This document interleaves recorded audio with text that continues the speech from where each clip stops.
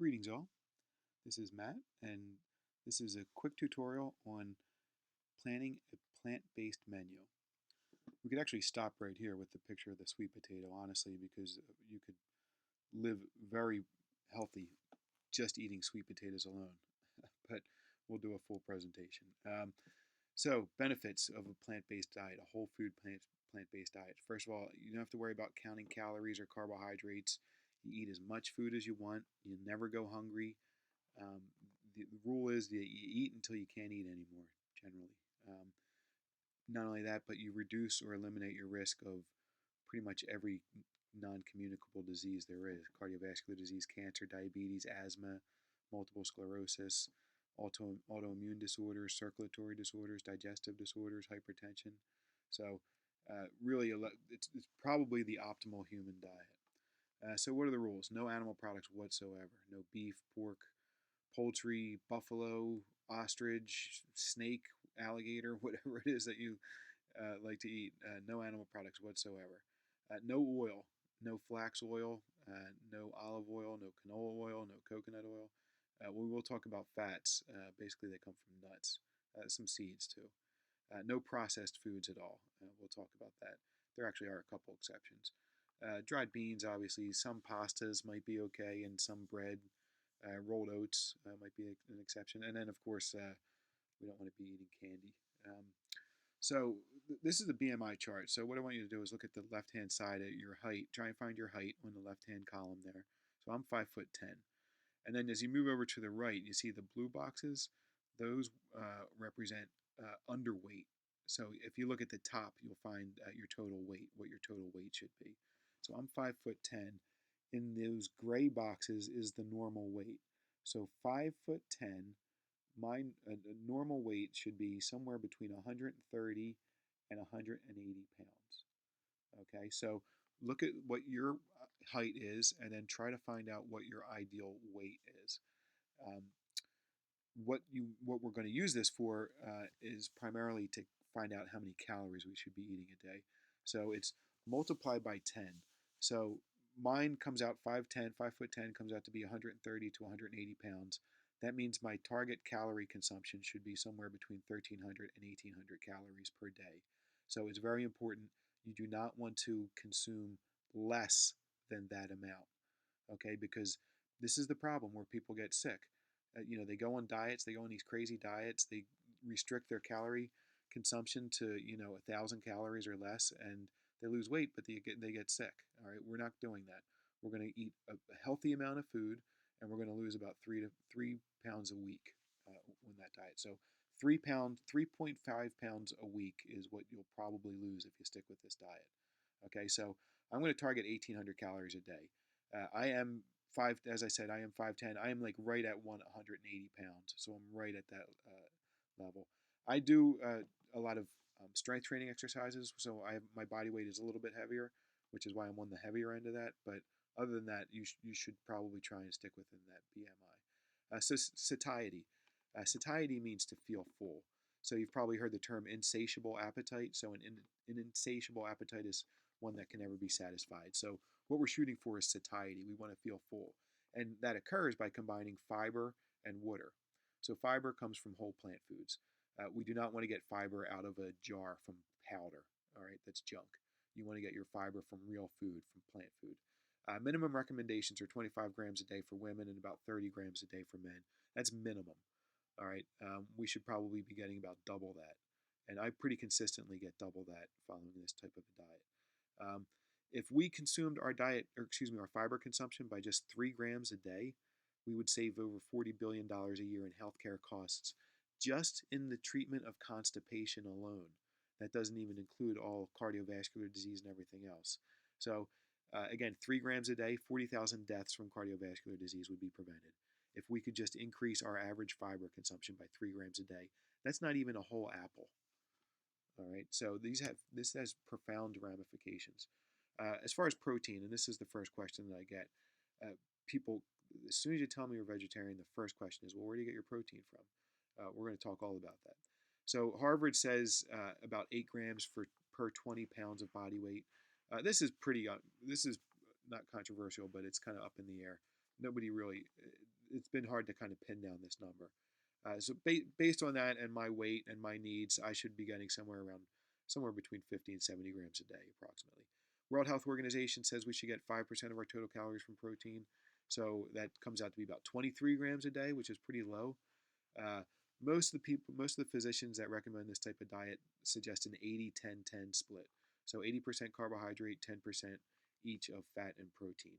So that comes out to be about 45 grams of protein a day. So I usually target 45 to 55, maybe 60 grams of protein a day. I just kind of eat what I eat, and that's usually where it ends up. Don't worry about the incomplete protein myth. That is most likely false. Not even most likely, it is false. I'm going to include a couple articles. An article by nutritionist Jeff Novick, and then a video on nutritionfacts.com that talks about that. There is no such thing as an incomplete protein. So this is what we're going to be eating, and this comes from the Physicians Committee for Responsible Medicine. Please check out that website. It's a wonderful resource, great support system for people trying to switch over to this type of diet. They have wonderful recipes online. It's really a cool group of people. So vegetables, obviously, fruits, beans and legumes, and grains. All right. So what most people can eat, what the average person tends to eat, unless you're on a game show or something, is about 2 to 3 cups worth of food. All right. So that's usually what we kind of target. So let's take a look at our stomach. All right. This is our stomach filled with fast food. All right. This is about maybe 3 cups of worth of food. Okay. These are from Wendy's. Bacon blue burger, medium fries, and a Coke, or a Dr. Pepper rather. So total is almost 1,200 calories, about almost 40 grams of protein. That's not too bad, and 7 grams of fiber. So if we were just to eat this food, this type of food, to get all of our calorie needs, 1,800 calorie needs, I would get 60 grams of protein, which is a decent amount of protein, right? But only 11 grams of fiber. So I'm only getting about 1/3 of my fiber needs, of my minimum fiber needs. All right, so that's no good. We don't want that. Now let's look at our stomach filled with sweet potato, black beans, and corn, and some edamame, some soy, whole soy. Um, less than half of the amount of calories. The last calories that we looked at were, almost 1,200 calories. This is the same volume of food, and it's less than half the amount of calories. All right, so this is why these diets work so well, because you're filling your stomach up by volume with this food, this low calorie, nutrient dense food. So almost 30 grams of protein, 28 grams of protein, 22 grams of fiber. So if we were to just eat this food to get all of our 1,800 calories a day, we would have almost 100 grams of protein, double the amount of protein that we need, 78 grams of fiber. Okay, so compare this, again, to the meat-based diet, where you're only getting 60 grams of protein. Part of the reason here is because you're bumping up your calories with soda, and it has no nutrients in it. And then, almost 100 grams of protein going with the plant-based diet. So, again, people always say, how do you get protein? There's more than enough protein in all these foods. In fact, like I said, you're double your protein amounts. So let's take a look at a typical plate for what most people would think is a relatively healthy meal. We're going to start at the bottom right corner with the chicken breast, 120 calories, piece of whole grain bread with a nice slab of butter on there, total 200 calories, cup of milk is another 100 calories. Spinach is great. You'll notice it's only 7 calories. But once you slather some olive oil on there, that bumps up to 120 calories. So what we'll see is that all these vegetables, spinach, kale, broccoli, cauliflower, all these vegetables are very, very low in calories. I don't think any of them have more than 30 or 40 calories per serving. All right, so those are great. They're nutrient dense, but they don't really have the calories in them to really satisfy our needs. And then, of course, the pasta with the tomato sauce. Pasta with tomato sauce total is 250 calories. All right, so most people are going to look at this, or a lot of people look at this, and they say, well, look, we have this chicken, and we need the chicken, we need the milk, we need the vegetable, but we could cut out these grains, we could cut out the bread, and cut out the pasta, and we just removed 450 calories from our total diet. So the total here was almost 800 calories. We could cut that calorie count in half just by removing the grain, the pasta, and the bread. And we could even triple our chicken amount, go up to 12 ounces a day, and still be under those same calories that we had with the grains. And that's exactly what people do. They eat 12 ounces of chicken and a big salad, a spinach salad, and a cup of milk, and they lose weight, which is fine, but they're hungry because they don't have enough fiber. They're not getting any fiber, and they're significantly elevating their risk for disease. People that eat high carb diet, excuse me, high protein diets are significant risk for cardiovascular disease. So if you were to eat this whole food, this kind of food all day long, 100 again, double your protein needs, and only 18 grams of fiber. So you're still below your fiber needs, even including this great pasta and the bread and the spinach. So there's definitely some rearranging that we have to do, right? Another typical American plate, a piece of steak. Again, if you look at this potato, that's a very large white potato. I did not include the butter in that calorie count, but a very large potato like that, very calorie dense. Same thing with the corn. 1 ear of corn is almost 100 calories. So again, a lot of people, and again, the greens, the green meat, the vegetables are only 30 calories, 34 calories. So again, most people are going to think, well, I need the meat, I need the dairy, I need the vegetables. Let's cut out the corn and the potato, and we'll remove almost 400 calories. And again, that's what people do, and maybe they'll have an extra piece of meat, to kind of bump up their calories again, and they're going to get sick doing that. So again, if you were to follow this type of a diet for 1,800 calories, you would have again almost tripled the amount of protein that you really need, and you're still 1 gram short of your fiber needs, your minimum fiber needs, and you're getting a very unhealthy dosage of fat as well. So let's take a look at some plant-based options. Um, Breakfast, nice big bowl of oatmeal, big cup of strawberries, cup of black coffee with cinnamon. I didn't even put the calories for the coffee in there because black coffee with no sugar and cinnamon is it might be 10 calories or 20 calories. It's almost nothing. Green tea is the same thing. And then we have a little snack later in the morning, 10 o'clock or so, an apple and some walnuts. And the total there for our morning calories is under 600 calories, 11 grams of protein, 13 grams of fiber. And all that fat is coming from the walnuts. That's pretty much all the fat that we're going to consume for the day. So you might want to split that up into two, or maybe some other nuts might not be as uh, heavy with fat as the walnuts, but it's very healthy fat. It's good for you. Uh, Lunchtime, I'm going to have what I call the Three Sisters, not what is called the Three Sisters. I'm going to explain this a little bit more in a few more slides. Black beans, corn, and squash. Again, under 500 calories, over 20 grams of protein, 15 grams of fiber, and then again a little snack with edamame. So I'll get those. I'll mix the beans, corn, squash together, throw in some chili seasoning or that sriracha sauce. I'm addicted to that stuff. I love it. I pour it on everything. So those things might be 5 or 10 calories each. Almost no calories. And it gives you a really nice flavor. And then for dinner, again, this is a pretty common meal that I'll have. I'll just cut up a couple potatoes, throw in some mushrooms, onion, garlic, throw it and bake it in the oven for half hour.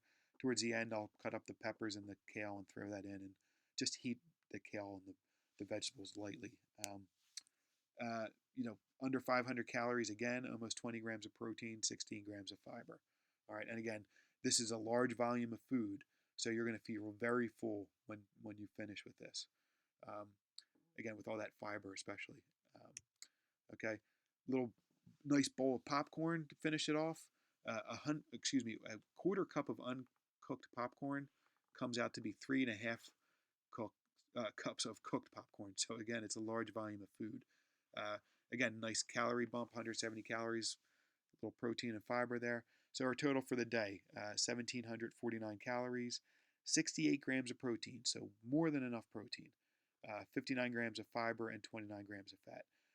Again, I'm going to refer you to the articles on and the video on the incomplete protein myth, but even if some of these foods are not complete protein, all these foods are complete proteins. They are a little bit lower in some amino acids, but by the time you're up to 68 grams of protein, there's no worry whatsoever about your amino acids being deficient. So I'm not quite at the 80-10-10 here. So there's a little slight adjustment I could make. Maybe cut back on a little bit of walnut and add an extra apple or so. But generally it's pretty easy to get there. So If you're at an Italian place, if you go out to eat with friends or family, whatever, you happen to be in an Italian restaurant, nice options. Minestrone soup is always great. Pasta with marinara sauce. Try and get whole grain pasta if you can. A nice side salad.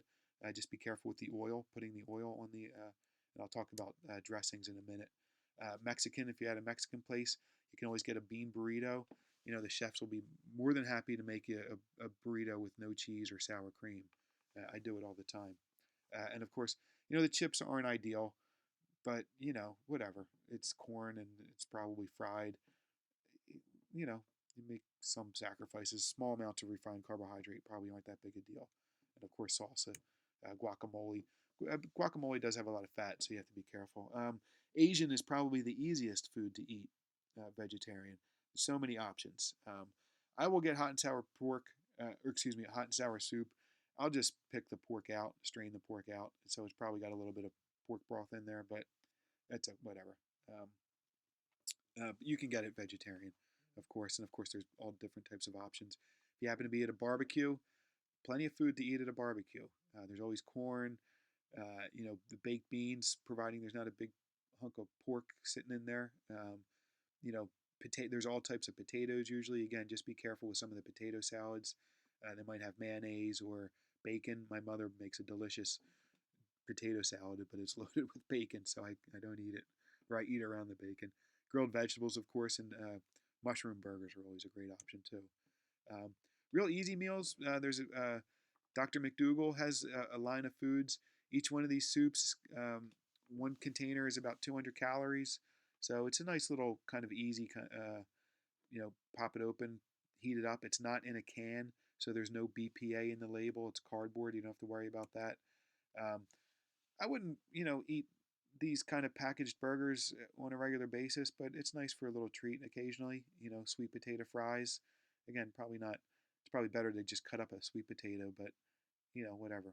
Sometimes you're pressed for time. Fast food. The Elevation Burger. I do occasionally get it. It's junk food. It's fast food. It's filled with oil. I wouldn't recommend it. But if you're really just craving junk food and you really want like a McDonald's type thing, you know, once in a while probably isn't going to kill you. And then there's a restaurant called Max and Irma's in Oaks. They have the best black bean burger I've ever had. So, black bean burger on a whole grain bun with a side salad, and it's probably $7 or $8.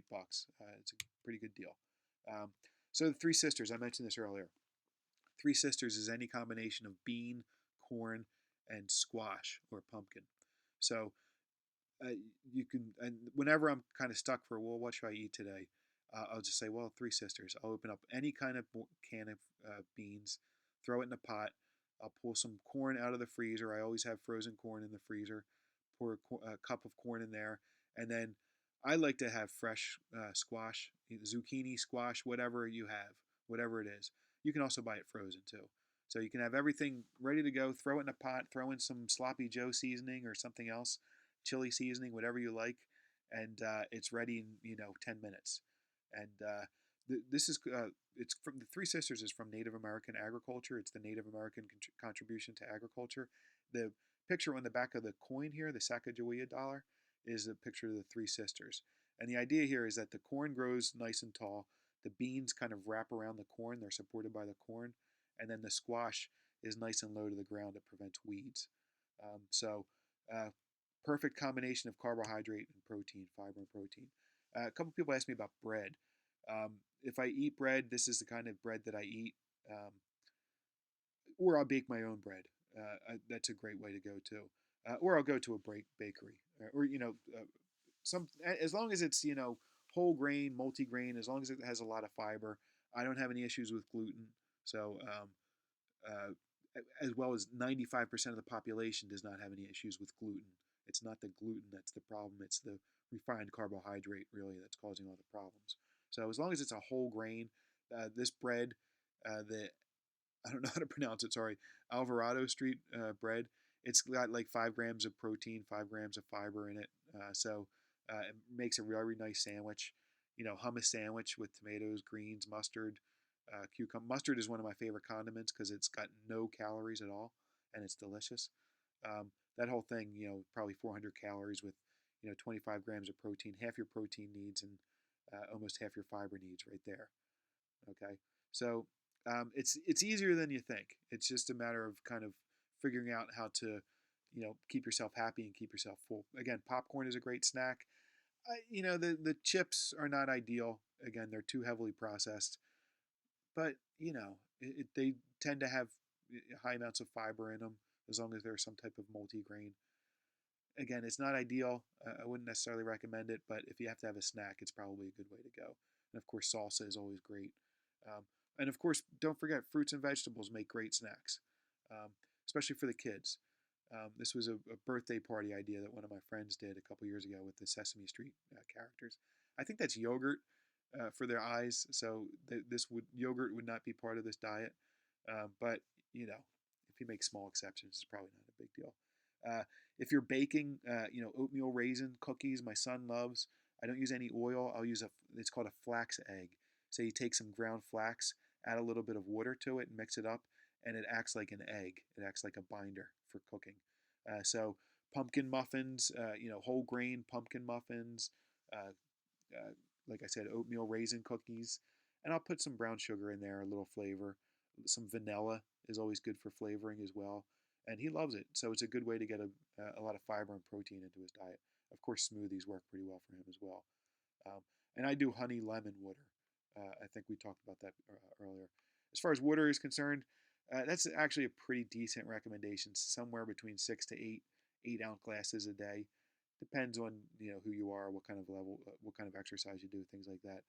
It depends who you talk to, but a lot of people say that you shouldn't drink right before a meal or actually during the meal because it kind of disrupts your digestion. But maybe small amounts, just to make sure that you can get your food down properly and kind of help it move down, help yourself digest. But where you really want to consume your water is between meals, most of your water. So, after an hour after your meal, like an hour before your meal, and then like an hour after your meal, before you go to bed, have a glass of water. You might have to wake up and urinate in the middle of the night, but it's no big deal. The best thing I've ever heard was drink enough so that your urine is slightly yellow, but not dark yellow and not clear. Uh, a good RO system, reverse osmosis system, is probably the best way to go for filtering your water. It's about $200. It sits under your sink, and you can get it at Home Depot. I don't think they're too difficult to install, but you might have to hire somebody. As far as salt is concerned, don't worry too much about salt, believe it or not. Pardon me, sorry about that. The evidence against salt as a risk factor for disease is actually pretty weak. High sodium intake is probably an indicator of high consumption of processed foods. Because if you're eating a lot of potato chips and other things like that, you're getting a lot of sodium. So it's not necessarily the sodium, but it's the refined carbohydrate, the junk food that's actually making you sick. And of course, meat, excessive amounts of meat are problems. So there have been a lot of cultures that have thrived while eating both very high levels of salt and very low levels of salt. So that's probably not a major concern. Again, since it's not found naturally in high levels anyway in whole plant foods, having a little bit of flavor is not a big deal. And again, a lot of people tell me all the time, well, I couldn't do without the flavor of meat. I love the taste of meat so much. But then they cover it in sauce or salt or do some kind of stuff with it, and you don't even taste it. If people say, I love the taste of meat too much, my response is go boil a piece of chicken and then don't put any type of sauce or salt or seasoning or anything on it, and then eat that boiled chicken and tell me how good it tastes, and they probably won't even be able to eat it. So it's the seasonings really that that everybody misses. So I'll use like that taco seasoning. I'll cook up a bunch of lentils and maybe some type of a whole grain, like a whole wheat, and mix it together with taco seasoning and wrap it up in a tortilla. And it honestly has the mouth sensation and taste of ground beef. At least to me, it does. It takes a little adjustment to get used to, but it works pretty well, at least for me. Brown rice and lentils, mix some taco seasoning in it, wrap it in a tortilla. It actually comes out pretty good. And again, it's very filling. I love Old Bay seasoning. I put it on everything. I put it on my potatoes. I'll cover my potatoes, bake them in the oven, cut them up, bake them in the oven, and as French fries. And my son will eat the Old Bay French fries. Any type, whatever type of flavor that you like to put on your meat, use the same flavor. Just put it in, in beans instead. I'll cook up a can of black beans with nothing but a tablespoon of A1 steak sauce, and it is fabulous. I do it all the time. It's great. So any type of flavor is good. You can pause this and write this down. I'm not going to read through this. Just some good ideas for salad dressings. So again, feel free to pause this and you can write down these recipes. As far as timing is concerned, how long does it take you to cook this? Depends how much money you're willing to spend. Obviously, if you're going to buy those soups and pre-packaged soups and burgers, it's going to be more expensive. But you can cook breakfast as quick as it takes to boil water. Boil a cup of water, pour it over your oatmeal, and it's ready to consume. Those old-fashioned rolled oats that are cooked right away, those are fine. I would stay away from Quaker rolled oats because they have too much sugar in them. They're flavored and they have a lot of sugar. Put your own sugar in. Use raw honey. Even a little bit of brown sugar is fine. I also like to make like a big pot of bean soup, and I'll eat that 3 or 4 or 5 times throughout the week. Same thing with tomato sauce. I'll always have a big jar of tomato sauce ready to go, and I always have some in the freezer as well. There are books out there that the picture in the middle has like those. It's like you do this yourself. You put everything in the jar yourself. You put it on the shelf. Whenever you're ready to use it, you pour boiled water in there, and you have soup ready to go in like 10 minutes. So, there's a lot of different things that you can do. I generally spend about 45 minutes a day in the kitchen, on average. Like on a weekend, on a Saturday or Sunday, I'll make a couple different things, a couple different soups, tomato sauce, and then that way I only spend 15 minutes a day, throughout the week. So it probably averages out to about 45 minutes a week. Doing the dishes is not fun. So if you can, try and get a dishwasher. As far as how much does this cost, depends. If you're eating packaged food, it's going to cost a little bit more. But if you're going to cook yourself, somewhere between $3 to $5 a day. If I don't know if we talked about this, but people on food stamps, they get about $4 a day for food, and everybody complains. There's all this thing in the mass media about people trying to live off of the food stamp thing, and these celebrities are making a big deal about it. You could absolutely live off of $4 a day. You'd be the healthiest person that you know. If you get a work share at a local farm like I do, you eat for free. So right now, I'm still buying food from the supermarket, but probably by July, 100% of my diet will come from the farm, and all my food will be free, other than seasonings and the sriracha sauce that I'm addicted to. I won't be spending any money on food at all.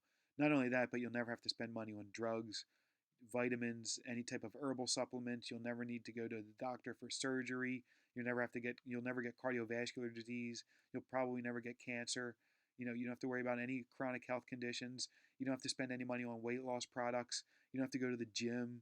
You don't have to spend money on exercise. You don't have to buy a bike or do any type of exercise. All you need to do is eat a healthy plant-based diet. A little bit of physical activity, gardening, do whatever, a brisk 30-minute walk. Other than that, and other than injuries, if you happen to injure yourself, you'll be perfectly healthy for the rest of your life. You won't have to worry about any of these chronic health conditions that 90% of the population is constantly worried about. And it simplifies your life, really. That's a picture of my son, by the way, at the farm. It happened to be a beautiful day, and he was standing in front of the goats. I hope you enjoyed this. Hope this was helpful, and I really hope that you give this a try. Take care.